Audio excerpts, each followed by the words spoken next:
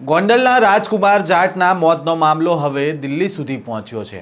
બાડમેરના સાંસદ ઉમેદવાર બેનીવાલે લોકસભામાં રાજકુમાર જાટનો મુદ્દો ઉઠાવ્યો છે, તો સાથે જ જાટ સમાજના આગેવાને જયરાજસિંહને તેમની જ ભાષામાં પડકાર ફેંકીને કહ્યું છે કે ટાઈમ તમારો, જગ્યા તમારી અને બધી જ વસ્તુ તમારી રાખજો, અમે સામનો કરવા તૈયાર છીએ।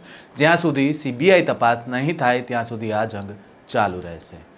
વૈષ્ણવજન તો તેને કહીએ જે પીડ પરાઈ જાનાને રે। નમસ્કાર, નવજીવન ન્યૂઝમાં આપનું સ્વાગત છે। હું છું જયંત દાફડા। ગોંડલમાં રતનકુમાર જાટનો પુત્ર રાજકુમાર જાટ 3 માર્ચે ઘરેથી ભેદી રીતે ગુમ થાય છે। 2 દિવસ સુધી રાજકુમાર ઘરે પરત ન આવતા 5 માર્ચના રોજ પિતા રતનકુમારે ગોંડલ સિટી બી ડિવિઝનમાં પોલીસને અરજી આપે છે। આ સાથે રાજકોટ ગ્રામ્ય પોલીસને પણ જાણ કરે છે। પિતાએ પોલીસમાં અરજી કરતા શહેરના બસ સ્ટેન્ડ સહિતના જાહેર સ્થળો ઉપર યુવક ગુમ થયો હોવાના પોસ્ટર પણ લાગે છે અને મૃતક રાજકુમાર યુપીએસસીની તૈયારી પણ કરી રહ્યો હતો।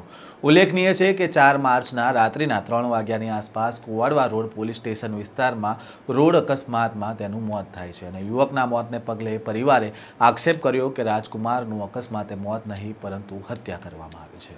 ગોંડલના પૂર્વ ધારાસભ્ય જયરાજસિંહના બંગલા પાસે 2 માર્ચના રોજ બાઇક ઊભું રાખતા પિતા પુત્રને માર્યો હોવાનો આરોપ લગાવ્યો છે।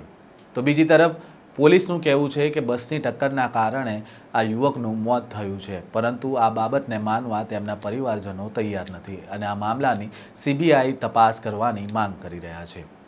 આ મામલે સાંસદે પણ માંગ કરી છે કે વડાપ્રધાન અને ગૃહમંત્રીના ગૃહ રાજ્યમાં ઘટેલી આ ઘટના મામલે સીબીઆઈ તપાસ કરવા માટે કાર્યવાહી કરવામાં આવે અને સીબીઆઈ તપાસ કરે જેથી દોષિતોને સજા મળે અને પીડિત પરિવારને न्याय મળે। पुलिस ने इसको हिट एंड रन का मामला बताकर सब को राजकोट के सिविल अस्पताल में भेज दिया, लेकिन गुमशुदगी की रिपोर्ट के बाद भी उसके पिता को घटना की सूचना नहीं दी गई। मेरी आपके माध्यम से मांग है कि ये अति संवेदनशील मामला है। माननीय प्रधानमंत्री जी और गृह मंत्री जी के गृह राज्य की घटना है।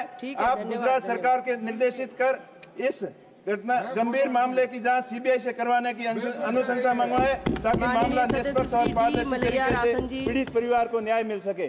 તો બીજી બાજુ રાજકુમાર જાટના મોતના મામલે સમાજના આગેવાન જયંત મુંડે પણ જયરાજસિંહને પડકાર ફેંક્યો છે અને કહ્યું છે કે ટાઈમ તમારો, જગ્યા તમારી, બધી જ વસ્તુ તમારી રાખજો, અમે સામનો કરવા તૈયાર છીએ। જ્યાં સુધી સીબીઆઈ તપાસ नहीं થાય ત્યાં સુધી જંગ ચાલુ જ રહેશે।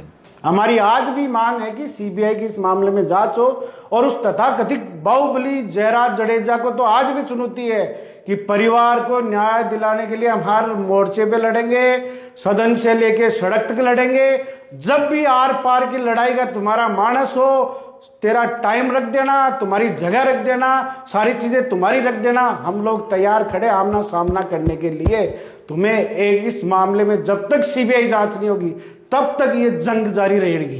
રાજકુમાર જાટના શંકાસ્પદ મોત મામલે રાજસ્થાનના જાટ સમાજના લોકો સીબીઆઈ તપાસની માંગ કરી રહ્યા છે અને રાજસ્થાનના 3 સાંસદો પણ આ મામલાની યોગ્ય તપાસની માંગ કરી ચૂક્યા છે। તો બીજી બાજુ સમાજના આગેવાનો પણ હવે જયરાજસિંહને પડકાર ફેંકી રહ્યા છે અને પરિવારને ન્યાય અપાવવા માટે તમામ મોરચા પર લડવાનું પણ કહી રહ્યા છે। હવે આ મામલે શું નવા જૂનીના એંધાણ જોવા મળે છે તે જોવું રહ્યું। આ પ્રકારના સમાચાર સાથે ફરી મળીશું, ત્યાં સુધી નવજીવન ન્યૂઝ સાથે જોડાયેલા રહેજો। વૈષ્ણવજન તો તેને કહીએ જે પીડ પરાઈ